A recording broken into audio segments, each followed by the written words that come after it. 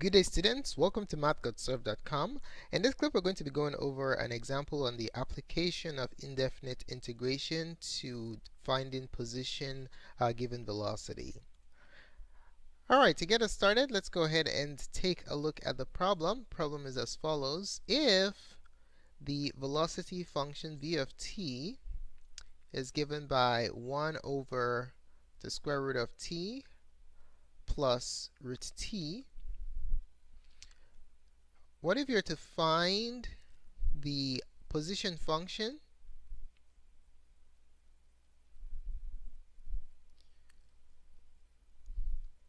where we have the initial condition where s of 4, the position at t equals 4, is equal to 1. Alright? Okay, let's go ahead and solve the problem. Alright, so to get us started, we will have to answer the question, what's the procedure to get the position function given the velocity function? Okay, so to help us see the connection, we're going to make use of our acronym SIVA, position, velocity, and acceleration. And we remember the connection between these three, right? So let's say you're going from position to velocity. What you do is you differentiate with respect to time.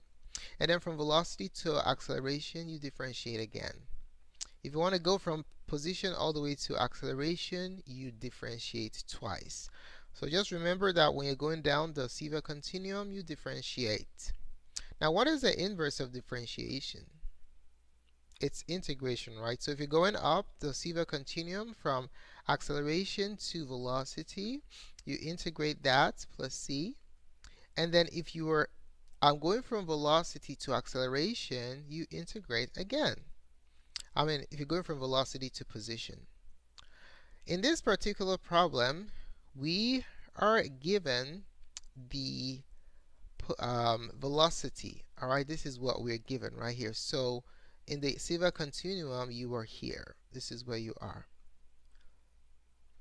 Alright, and you're asked to find what? You're asked to find the position function. So if you're at the velocity function position and you're asked to find the position function, what procedure will help you determine the position function? Are you going to differentiate or integrate? We can clearly see that to go from v to position, from v to s, we are going to have to integrate. Alright, so that can help us to write down the formula. Formula is as follows. So what we're looking for, it says find the position function. The position function can be written using the notation s of t. Okay? So the formula s of t can be determined by finding the integral of v, the velocity function dt, plus c. Okay? Alright, let's go ahead and do it. So in this particular problem, we have s of t. S of t is equal to the integral of the velocity function, which is 1 over root t plus root t dt. Now we're going to go ahead and rewrite each of these terms as powers in order for us to use the power rule. Okay, so let's go ahead and do that. Rewrite. So the position function is going to be the integral. Now how do you write radical, like square root, as a fractional or rational exponent? The square root of t can be written as t raised to the 1/2 power. The same applies to the square root of t here, t to the 1/2 dt.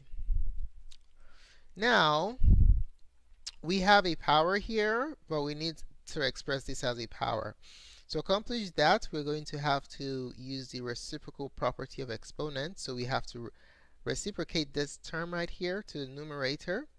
So when you reciprocate, you negate the exponent. So that becomes t to the negative 1/2 plus t to the 1/2 power. Alright, so we're now going to carry out term by term integration. So the position function is going to be the integral of t to the negative 1/2 dt plus the integral of t to the 1/2 dt. Now, do you remember what the power rule for integration is? Let's go ahead and take a look at that real quick. So when you're integrating a power, x to the n, the formula is x to the n plus 1 over n plus 1, and don't forget plus c for your indefinite integral because we do not have limits. Alright, so this applies when n is not negative 1. When n is negative 1, we have the special case of the power rule. So when n is negative 1, you're integrating x to the negative 1 dx, which is the same thing as the integral of 1 over x. When you're integrating this, you do not use this formula. What you use is the formula, the integral is equal to the natural logarithm of x plus c. Okay? If you look at what we're integrating here, the original power rule is sufficient. We do not have any special case in this particular situation. So let's go ahead and apply the power rule for integration. So we have, for the first one, we're going to have the position function is, if you apply the power rule here, n is going to be negative 1. Okay, so we have negative 1, which is negative 1/2, sorry. Negative 1/2, which is n plus 1. So we can write 1 as 2 over 2, divided by negative 1/2, which is n plus 1, which can be written as 2 over 2. We're expressing 1 as 2 over 2 because whenever you're adding or subtracting fractions, the denominators must be identical. Same applies to t to the 1/2. We have t to the 1/2 plus 1, or we can write that as 2 over 2, divided by positive 1/2 plus 1, which could be written as 2 over 2. And don't forget, anytime you find the indefinite integral, you end up with plus c. Okay? Alright, let's go ahead and simplify. Negative 1/2 plus 2 over 2, that will be t to the 1 over 2, divided by, in the denominator, 1 over 2 also, plus t to the 1/2 plus 2 over 2, that's 3 over 2. And then in the denominator, you have 3 over 2 plus c. Okay? Now, let's see. Let's go ahead and simplify a little bit further.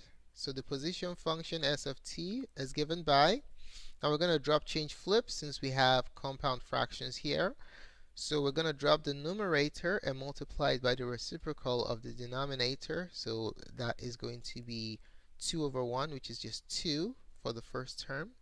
For the second term, drop change flip, you have 2 over 3 times t to the 3/2 plus c. And we can write this using radical notation. S of t is going to be 2 root t plus 2/3. And then for this rational exponent here, the denominator is the index, so that's square root. And then the numerator is going to be the power, t to the 3rd plus c.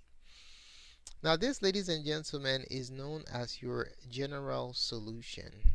Okay, so this is your general solution. Now what we want to do is we want to find the particular solution. How can we do that? The particular solution involves determining what c is and plugging it into this equation. So the clue that we're given to help determine c is this initial condition right here. This initial condition helps us to find c. Alright, all we just have to do is substitute 4 for t, and 1 we substitute for s of t. Let's go ahead and make that substitution. I'm just going to rewrite the initial condition over here for easy reference. Alright, let's plug it in. So in this particular problem, we have s of 4, because 4 is the input right here, that's what t is. S of 4 is, let's plug in what s of 4 is. So 2 root, the square root of t is 4, plus 2/3 times the square root of 4 to the third plus c. Alright, so what is s of 4? S of 4, as you can see in this equation, is 1. So we have 1 equals 2 times the square root of 4, which is 2, plus 2 thirds times the square root of 4 to the third. 4 to the third is 64, plus, 4 to the third is 64, and then you're going to take the square root of that, plus c. Okay, so let's simplify further. We have 1 equals 2 times 2 is 4. 4 plus 2 thirds times the square root of 64, which is 8, will give us 16 over 3 plus c. So now we can subtract 4 and 16 over 3 from both sides of the equation. So that gives us 1. We can write it as a fraction over 1 minus 4 over 1 minus 16 over 3. That equals c. So in order to combine these fractions, all the denominators have to be the same. So we times this by 3 over 3 top and bottom. And then this likewise 3 over 3 top and bottom. And that yields 3 over 3 minus 12 over 3 minus 16 over 3 equals c. When we subtract them, we have 3 minus 12, negative 9 minus 16 is negative 25 over 3. So this is what c is. So what we're going to do is just basically plug this c into this value right here. Okay, and that will give us our particular solution. So let's do it. So our position function is given by 2 root t plus 2 over 3 root t to the third plus c is negative 25 over 3, so minus 25 over 3. And that, ladies and gentlemen, is the final answer for question number 1. Thanks so much for taking the time to watch this presentation. We'd like to know what you think. If you found the contents of this tutorial helpful in your studies of integration rules, to give us a thumbs up. Your positive feedback is very valuable to us. If you have any questions or comments, just post it in the comment section below and we'll be more than glad to respond. Don't forget to subscribe to our channel for updates to other presentations such as this. More calculus support tools can be found at our website, mathgotserved.com. Do check it out. Thanks again for watching and have a wonderful day. Goodbye.